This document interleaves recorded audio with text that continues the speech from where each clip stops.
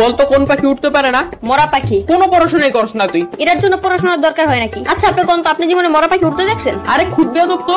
এই তোর নাম কি? কথা গুরান কে মরা পাখি উঠতে পারে? এই তুই থাকুস কই? আমার বাসায় থাকি। বদমাইশ, তোর বাসা কই এটা জিজ্ঞেসি না আপনি জিজ্ঞেসেন আমি কই থাকি। আজব তো। এবার কত তোর বাসা কই? আরে আমি যেখানে থাকি ওই জায়গায় আমার বাসা। তোর কিন্তু আমি মাইর দিমু। পড়া তো পারস না, আবার তেরামি করস। কেন কোন পড়া পারিনি আমি? ওই দিন তোর একটা অঙ্ক জিজ্ঞাসিলাম, পারস নাই। কোন অঙ্ক পারি নাই? ধরেন এখন ধর তোর কাছে 20 টাকা আছে, তুই 10 টাকা তোর বন্ধুরে দিলি, তোর কাছে কয় টাকা থাকে? আপনি অঙ্ক বাদ দেন, আমি কি এতই বললাম যে 10 টাকা দিয়া দিমু? এই যে কোথায় কোথায় বেয়াদবি করস। এত সহজ অঙ্ক ধরলাম তাও পারস না। কি পড়স তুই? শার্ট পরি, প্যান্ট পরি, গেঞ্জি পরি, জুতা পরি। ওই স্যার করতে হইব না। মাথায় জ্ঞান বুদ্ধি বলতে কিছু নাই তোর? আপনার চেয়ে বেশি আছে। আবার তেরামি করস। তার আমি কি? আপনি আমার বুদ্ধি পরীক্ষা করে দেখেন। তাইলে ক, সমুদ্রের মাঝখানে একটা লেবু গাছ থাকলে তুই লেবু কেমনে আনবি? বাজার থেকে কিনে আনবো। আর আমি বুঝাইতে চাইতেছি যে ওই গাছ থেকে লেবু কেমনে আনবি? ডানা দিয়ে উইরা উইরা। তোর তো ডানাই নাই। ডানা কি তোর বাপে লাগাইবো? সমুদ্রের মাঝখানে লেবু গাছকে তোর বাপে লাগাইবো?